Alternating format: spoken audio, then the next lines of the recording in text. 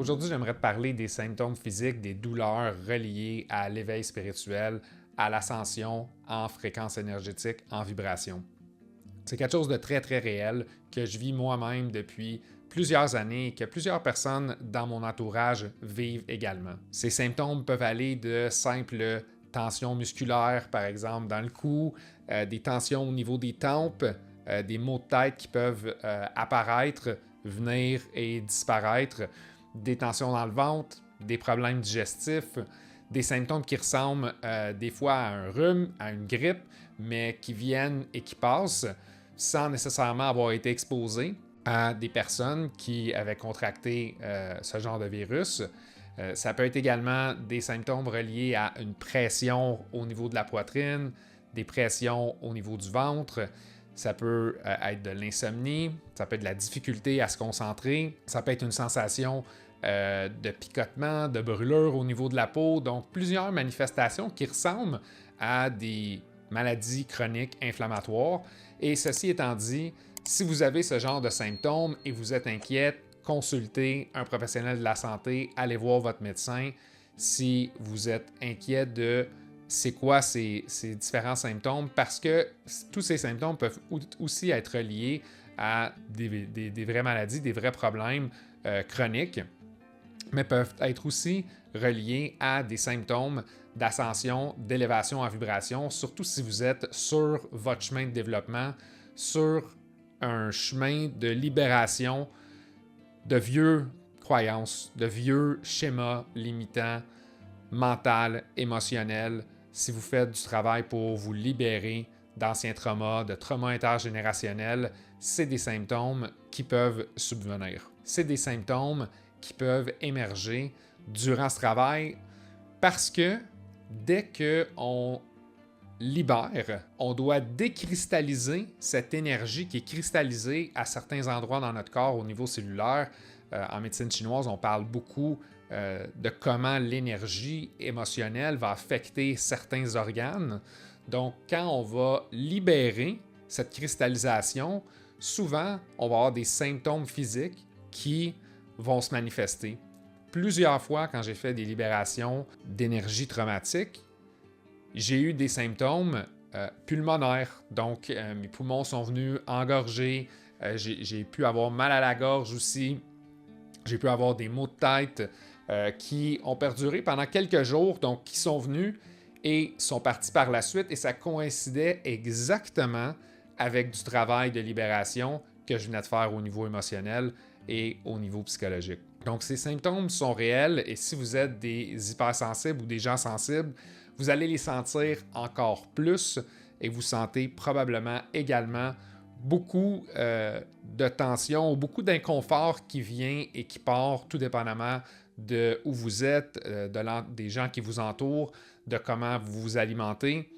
Donc, ces symptômes sont passagers. Pour certaines personnes, si vous êtes dans un gros travail où vous libérez beaucoup de traumas, ces symptômes peuvent perdurer pendant des mois, voire certaines années. Je connais des personnes qui sont dans ce processus depuis des dizaines de mois et qui ressentent encore des symptômes aléatoirement qui vont venir déséquilibrer le système nerveux ou le système immunitaire, par exemple. Je vous invite à garder votre calme et à rester centré.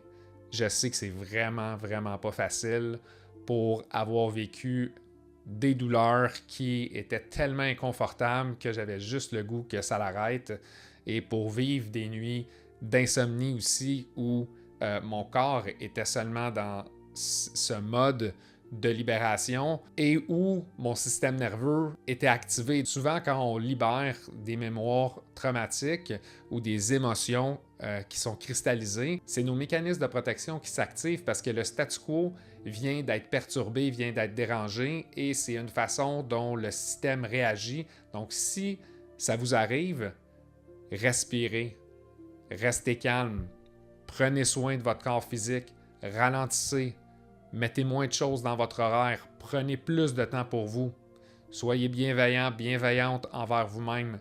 L'hydratation est super, super importante pour aider votre système nerveux à se maintenir en équilibre. Contrôlez votre taux de sucre dans le sang avec l'alimentation est très important, encore une fois, pour garder votre système nerveux en équilibre. Allez en nature, prenez du temps pour connecter avec les plantes, les arbres, la rivière. Mettez vos pieds dans le sol pour décharger l'énergie excédentaire que vous pouvez avoir dans votre système nerveux. Surtout si vous êtes des hypersensibles, faites ce travail à tous les jours, d'aller vous enraciner, d'aller décharger votre énergie, que ce soit en touchant une plante ou en touchant le gazon. Donc, faites ce travail qui est essentiel pour vous aider à vous garder en équilibre. Également, je vous recommande de faire du Qigong. Le Qigong, c'est un art martial chinois qui va vous aider à faire bouger l'énergie à l'intérieur de vous. Donc, dans le programme Eno6, c'est une des choses que j'enseigne, des différents exercices de Qigong, différents exercices de respiration, d'alchimie interne pour faire bouger l'énergie et nous aider à diminuer ces symptômes qui peuvent venir perturber notre équilibre interne. Sachez que votre corps vous envoie toujours des signaux pour vous aider à prendre conscience. On vit dans une société où on veut que tout aille tellement vite et on veut que notre guérison se fasse de façon instantanée. On veut qu'on relâche de façon instantanée, faire du travail sur soi et libérer des énergies denses à l'intérieur de nous.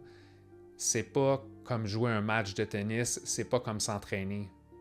Ça demande de prendre du temps, ça demande de parfois donner de l'espace entre les différentes séances de libération et se permettre d'intégrer certaines libérations. Donc, si je libère une mémoire intergénérationnelle que j'ai depuis que je suis né, qui est activée depuis que je suis né, bien, probablement que ça va me prendre deux semaines, facile, 3 semaines, juste à ce que mon corps se remette en équilibre. Et je vous parle par connaissance de cause, parce que j'ai fait moi-même cette erreur, puis je l'appelle une erreur, mais cet apprentissage de libérer trop rapidement différents schémas et j'ai payé le prix par mon énergie qui était basse, par différents symptômes que j'ai ressentis. Donc, je vous recommande d'y aller doucement.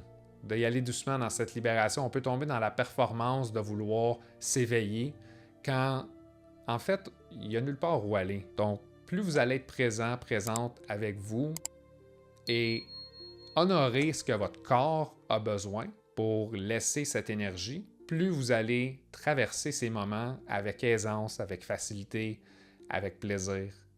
Et ceci étant dit, tout le monde qui est sur le chemin d'ascension, d'éveil spirituel, de reconnexion à soi, à son essence, va vivre des difficultés et ça fait partie du processus de transmutation, de transcender ses limitations, ses énergies à basse fréquence. Donc, dans ces moments, soyez patient, patiente et connectez-vous avec la nature. La nature est ce qui va vous aider le plus à traverser ces moments difficiles. Connectez-vous avec des gens qui vivent ce genre de choses. Et c'est une des raisons pourquoi j'ai créé la communauté Eno6 et le programme Eno6 pour rassembler ces personnes qui font du vrai travail de développement de fond et qui vivent des réalités qui sont en dehors de ce que leur entourage vive et qui ressentent un sentiment de solitude, un sentiment d'être seul à faire ce travail, d'être différent des autres, se poser un paquet de questions par rapport à pourquoi je fais ce genre de travail. Les gens ont de l'air heureux, moi je deviens de moins en moins heureux parce que on devient plus poreux, plus perméable. Donc, on ressent encore plus les émotions positives, mais on ressent encore plus les émotions à charge négative qui viennent perturber notre équilibre interne. Et c'est là qu'on doit développer des outils pour harmoniser l'énergie et ne pas résister à notre libération. Parce que ce que tu résistes persiste.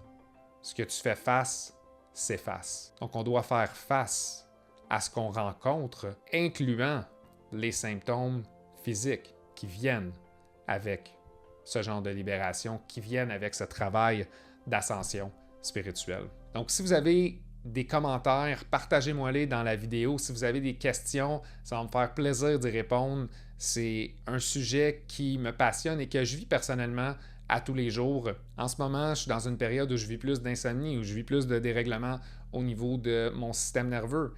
C'est pas la première fois que je passe par là. Donc, je prends le temps de faire des siestes durant la journée. Je fais sûr d'être bien hydraté. Je consomme pas de stimulants, je consomme pas de sucre pour m'aider à passer à travers. Je prends le temps de parler, de bien m'entourer avec des gens puis d'échanger sur ce que je vis. Tout ça m'aide dans mon processus d'ascension et d'être bienveillant et me donner de la compassion à tous les jours. Et bien sûr, aller en nature à tous les jours est une des choses qui m'aide le plus. Si tu as aimé cette vidéo, je t'invite à cliquer sur j'aime, t'abonner à notre chaîne YouTube et cliquer sur la cloche pour être averti des nouveaux contenus. Également, je t'invite à partager cette vidéo à quelqu'un que tu penses qui pourra en bénéficier. Merci beaucoup pour ton attention. On se voit dans une prochaine vidéo.